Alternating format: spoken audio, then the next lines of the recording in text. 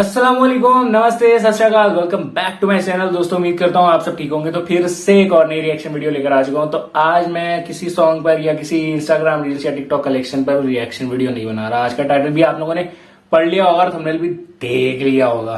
तो as always मैं title फिर से पूरा पढ़ के सुनाऊंगा। टाइटल है how did a small Gorkha kingdom become greater Nepal, Shah dynasty in ancient Nepal. तो इस वीडियो को देखते हैं, जानते हैं कि एक छोटी सी गोरखा जो किंगडम थी वो कैसे ग्रेटर नेपाल बनी। Shah dynasty in ancient time, तो शाह डिनेस्टी थी उस टाइम।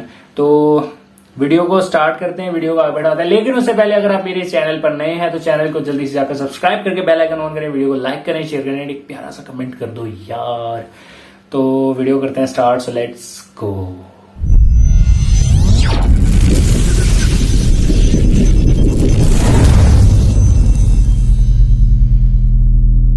आज की वीडियो बड़ी इंटरेस्टिंग होने वाली है। टाइटल देखकर तो आप सब लोग समझ ही गए होंगे कि वीडियो किस टॉपिक पर है।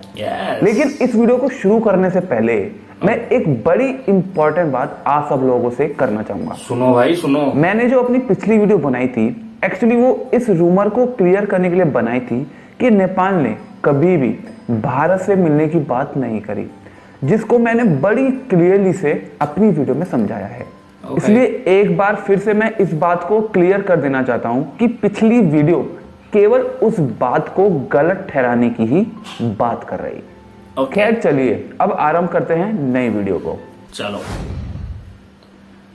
आप सबने अखंड भारत के बारे में तो सुना ही होगा, जो इतना विशाल था कि उसमें आज का अफगानिस्तान, पाकिस्तान, बांग्लादेश, भूटान, म्यांमार और बाकी छोटे मोटे देश समाये हुए थे। कहने को नेपाल भी अखंड भारत का हिस्सा बताया जाता है, लेकिन मैं इस पर कुछ नहीं बोलूंगा, अदरवाइज आप लोग भड़क जाओगे।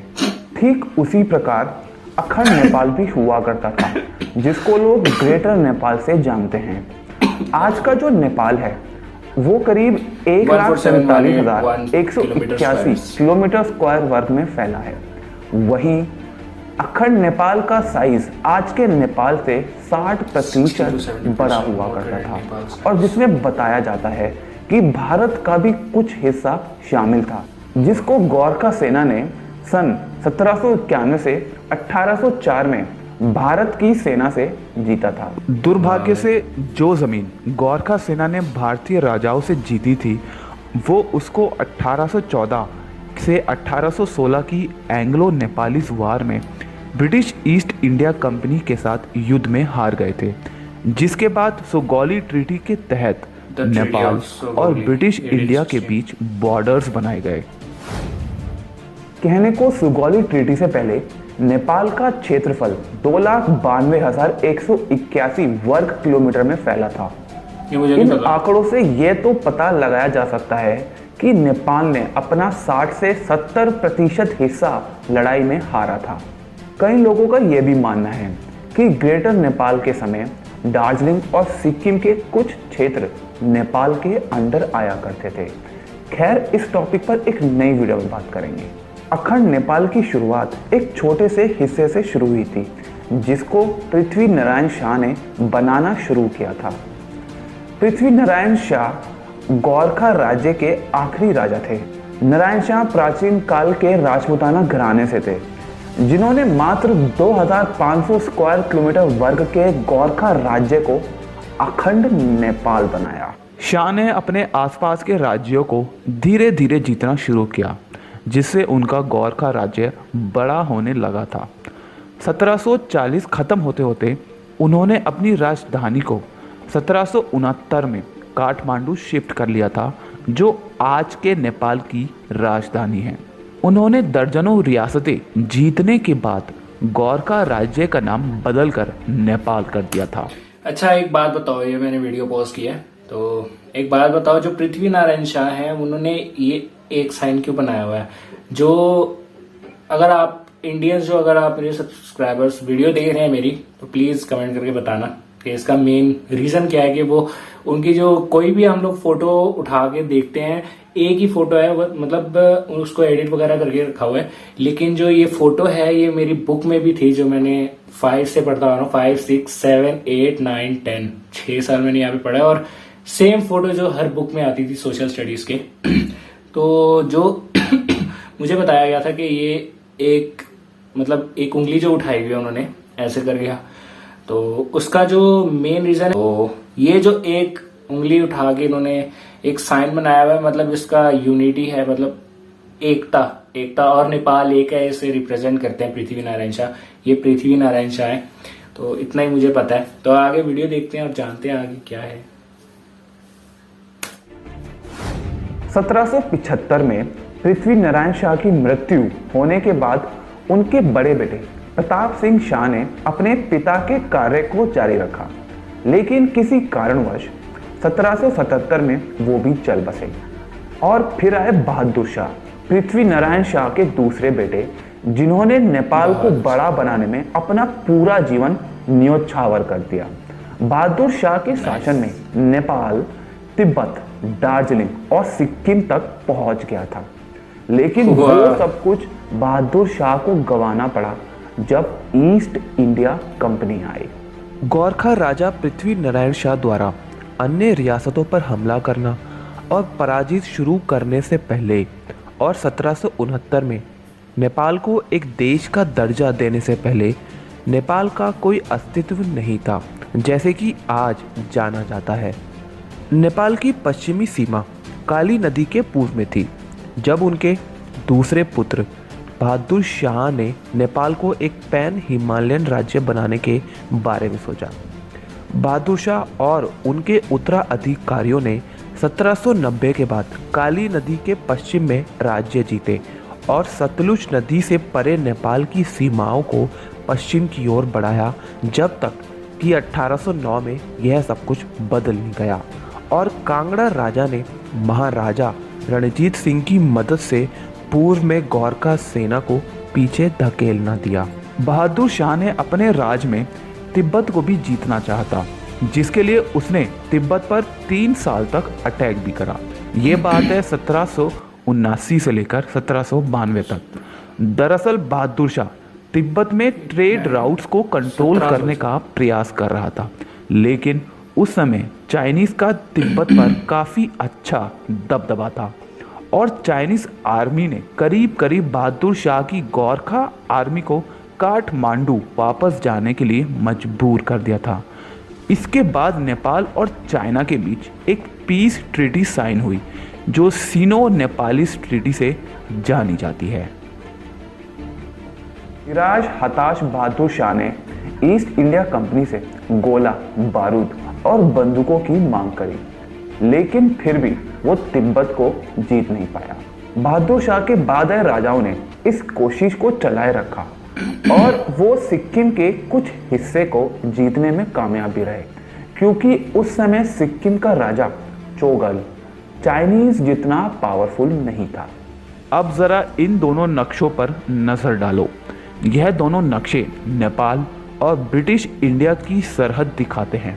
पहला नक्शा ईस्ट इंडिया कंपनी ने 1795 में बनाया था, जिसमें नेपाल की सरहदें दिखाई पड़ती हैं कुमाऊं और गढ़वाल को जीतने से पहले। दूसरा नक्शा 1805 का है, जिसमें नेपाल का क्षेत्रफल काफ़ी बढ़ गया था जब उन्होंने बाकी राज्यों पर विजय प्राप्त करनी शुरू कर दिया था। यहाँ तक उन्होंने कांगड़ा की ज़मीन पर भी नेपाल का झंडा गाड़ दिया था, सतलुज नदी के पास। लेकिन वो हिस्सा नेपाल को ब्रिटिश इंडिया को वापस देना पड़ा सुगौली ट्रीटी के बाद। अब हमें पता तो चल गया है कि प्राचीन काल में नेपाल काफ़ी बढ़ गया था।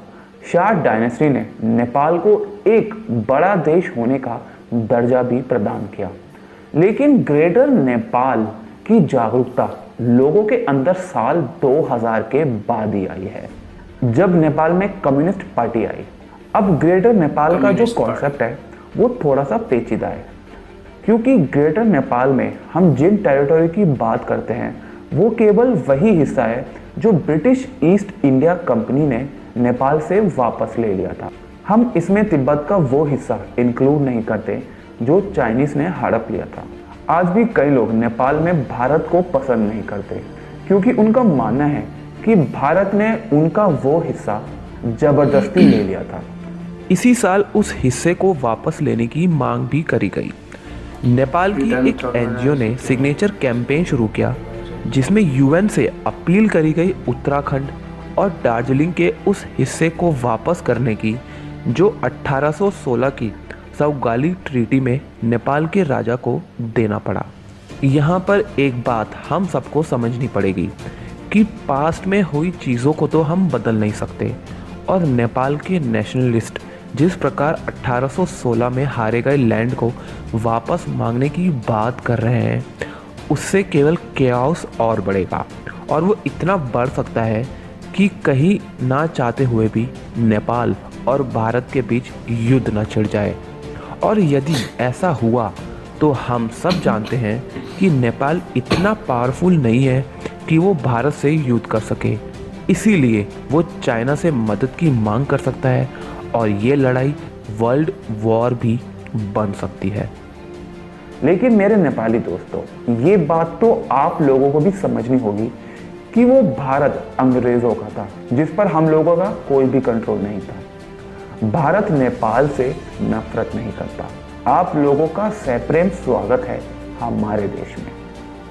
अखंड भारत हो या अखंड नेपाल, ये आज तक का रिकॉर्ड है कि भारत और नेपाल कभी एक दूसरे से नहीं लड़े।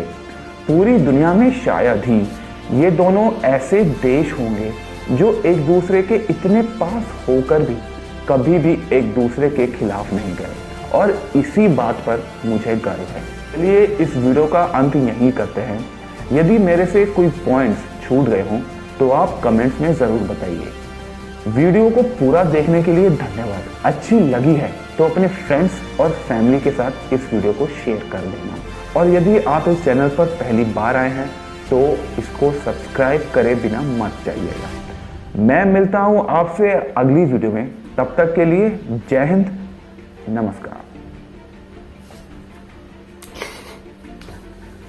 जी तो गाइस, ये था how did a small Gorkha kingdom become greater Nepal, Shah dynasty in ancient Nepal. तो मैंने ये वीडियो काफी बार मेरे रिकमेंडेशन में आई थी, मतलब यूट्यूब में, और पहले भी कुछ सब्सक्राइबर्स ने कहा था कि इस पर रिएक्शन वीडियो बनाओ। और जो आप लोग शायद जानते हैं, यानी शहजाद रिकॉर्ड्स जो चैनल है, और उस चैनल का नाम पहले HSF रिकॉर्ड्स था, तो वो मेरे भाई के दोस्तों का ही था, और वो मेरे भाई के पास है वो चैनल। तो उन्होंने भी इस पर रिएक्शन वीडियो बना के डाली हुई है। तो मुझे नहीं था पता कि ये इतना प्यारा कंटेंट है वीडियो बनाने के लिए, तो फिर भी बहुत कुछ जानने को मिला इससे। मतलब इसमें कितना झूठ है कितना सच है वो मुझे मालूम नहीं है बिल्कुल भी। वो आप लोग मुझे कमेंट करके बता सकते हैं कि ये वीडियो झूठ है या सच है। अगर सच है तो बहुत अच्छी बात है, अगर झूठ है तो फिर भी क्या ही कर सकते हैं। तो अगर ये वीडियो आप लोगों को अच्छी लगी है तो प्लीज जल्दी से जाकर वीडियो को लाइक कर देना, और अच्छी नहीं लगी तो डिसलाइक कर सकते हो। एंड चैनल पर नहीं हो तो चैनल को जल्दी से जाकर सब्सक्राइब करके बेल आइकन ऑन करो, वीडियो को लाइक करो, शेयर करो, एक प्यारा सा कमेंट कर दो। तो वीडियो को यहीं पे एंड करते हैं, मिलते हैं किसी नेक्स्ट वीडियो के साथ, नए कंटेंट के साथ। तब तक के लिए stay safe, stay tuned and stay healthy. Allah Hafiz.